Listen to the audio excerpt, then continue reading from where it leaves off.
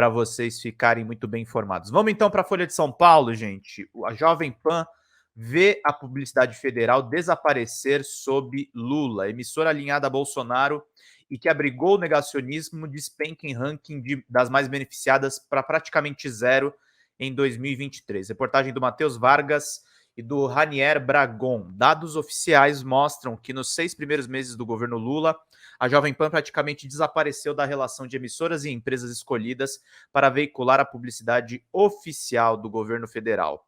Alinhada ao ex-presidente Jair Bolsonaro e tendo abrigado em sua programação o negacionismo científico durante a pandemia do novo coronavírus, a desqualificação sem provas das urnas eletrônicas e defesas de um golpe de Estado, a Jovem Pan despencou do ranking das campeãs da verba de propaganda federal. Nos 4 anos de Bolsonaro, 2019 e 2022, a rede de rádio e TV havia firmado contratos que somam 18,8 milhões de reais, de acordo com informações públicas da SECOM, a Secretaria de Comunicação Social da Presidência da República. Eu esqueci de deixar grande aqui, mas vamos acompanhar essa notícia aí da Jovem Pan. Tá lá na Folha de São Paulo, tá, gente?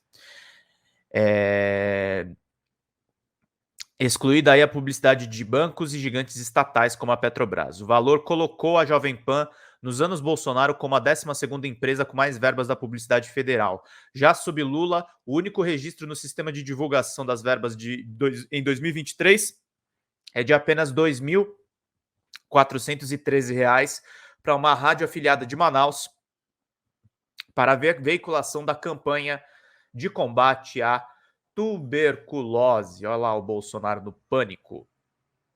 Procurada, a SECOM não respondeu se decidiu excluir a Jovem Pan dos planos de mídia do governo federal neste ano. A pasta apenas disse que segue os normativos e estudos técnicos apresentados pelas agências de publicidade, tais como audiência, segmento, cobertura e etc. O presidente da Jovem Pan, Roberto Alves de Araújo, encaminhou à Folha de São Paulo uma manifestação em que diz que causa estranheza a empresa estar sendo ignorada pelo governo na veiculação de suas campanhas e que a escolha política de um veículo em detrimento de outro denota o completo abandono da boa administração pública em nome de ideologias. Araújo assumiu o posto em 9 de janeiro, após a emissora anunciar o afastamento de Antônio Augusto Amaral Carvalho Filho, conhecido como Tutinha, herdeiro da empresa fundada pelo avô. Tutinha continua no conselho de administração da empresa.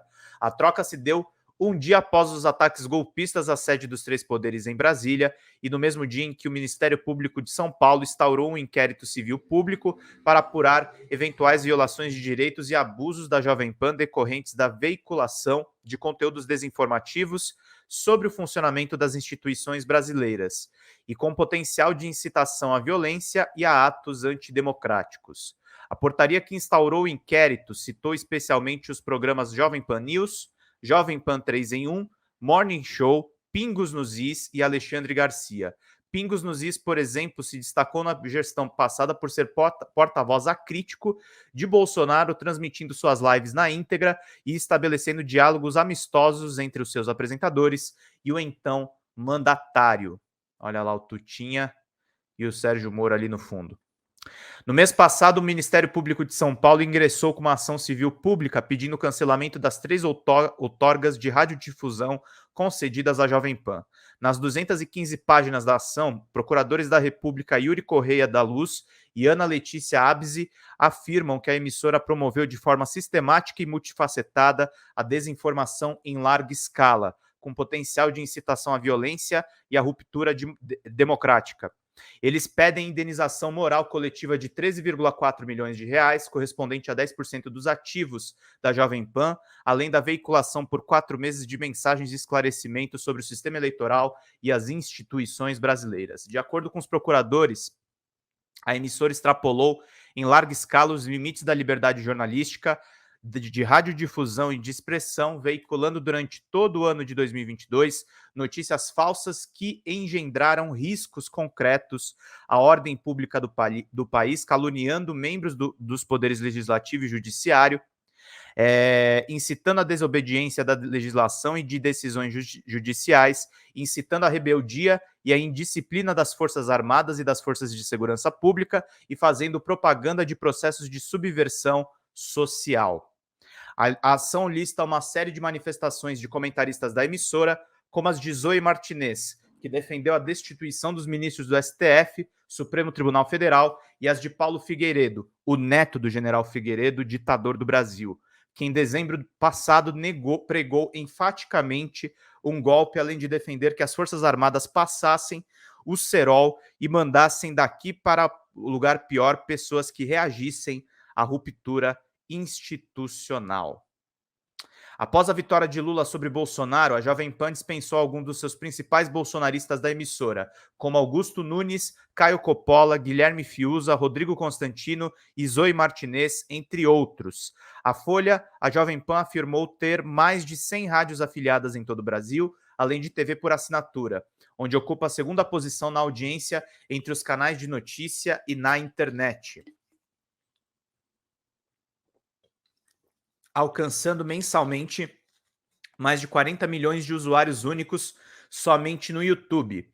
Causa estranheza que a Jovem Pan tenha ocupado, segundo dados obtidos pela reportagem, a 12ª posição entre os veículos que receberam verbas de publicidade federal na administração anterior, pois nossos números de audiência nos colocam em posição de destaque frente a outros players do mercado, disse a emissora. Sobre o desaparecimento na divisão de publicidade oficial sob Lula, a nota encaminhada pelo presidente da empresa afirma haver mais estranheza ainda que o governo atual, mesmo diante de números que comprovam a eficácia da Jovem Pan na comunicação direta com o público, ignore completamente o grupo e suas campanhas sem alegar qualquer critério técnico para que isso ocorra. Afirma que a Jovem Pan se fortaleceu em 80 anos de ação, de 80 anos de história para não depender de verbas públicas, mas que entende que é papel do governo investir em publicidade para que a população seja informada sobre as ações promovidas. A Jovem Pan está sempre aberta ao diálogo com a SECOM para ajudar o governo em seus objetivos de comunicação com a sociedade. Dados de publicidade da SECOM mostram que a TV Globo votou a ter protagonismo e liderar com folga o ranking de pagamentos de publicidade estatal sob Lula. Nos 6 primeiros meses do terceiro mandato petista, a emissora foi o destino de pelo menos 54 milhões em anúncios da SECOM e dos ministérios, enquanto a Record recebeu 13 milhões. Outros 12 milhões foram desembolsados ao SBT. Durante o governo Bolsonaro, a Globo havia recebido valores similares às duas principais concorrentes, com ligeira vantagem para a Record, ligada à Igreja Universal do Reino de Deus. Em nota, a SECOM disse que as confirmações sobre as veiculações já realizadas dentro das campanhas publicitárias não ocorrem de forma simultânea para todos os grupos de comunicação. O portal de campanhas da SECOM informa valores parciais e somente as autorizações confirmadas pelos órgãos. Além disso, está em constante atualização em função do fluxo de informações, disse a secretaria sob o Paulo Pimenta. Posso falar? Tá certo. A Jovem Pan tem que ser punida, gente. Promoveu desinformação nas eleições de 2022. Negacionismo de vacina. O governo Lula tem que promover a democratização dos meios de comunicação. Tá errado, inclusive, mandar essa verba toda para a Globo, mas a Globo tem mais justificativa, muito mais justificativa técnica, justificativa ética do que a Jovem Pan. A Jovem Pan é o terça livre turbinado.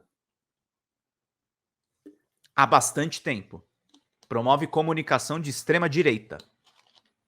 E usa sempre a desculpa da radiodifusão das afiliadas em todo o Brasil para receber mamata do dinheiro público, sendo que o governo Lula ganharia muito mais financiando sites de esquerda, financiando sites independentes, financiando veículos democráticos como, inclusive, o veículo onde a gente está. Eu não sou contra isso, não. Sinceramente. Com todas as críticas que se possam fazer ao governo, tenho críticas, inclusive, à economia conduzida pelo Fernando Haddad. Tô elogiando aqui, acho que ele fez um importante passo na aprovação da reforma tributária. Mas a gente tem que ter um ecossistema mais consciente e mais responsável de comunicação pública. Precisamos de melhores jornais. Precisamos de uma imprensa que realmente tenha ética ao fiscalizar o poder. E não é o caso, infelizmente, da Jovem Pan. O Tutinha pegou 80 anos da história do avô dele, da família dele, e jogou no lixo. Virou um lixo a Jovem Pan. Continua sendo um lixo. Infelizmente. É terrível o que essa emissora fez.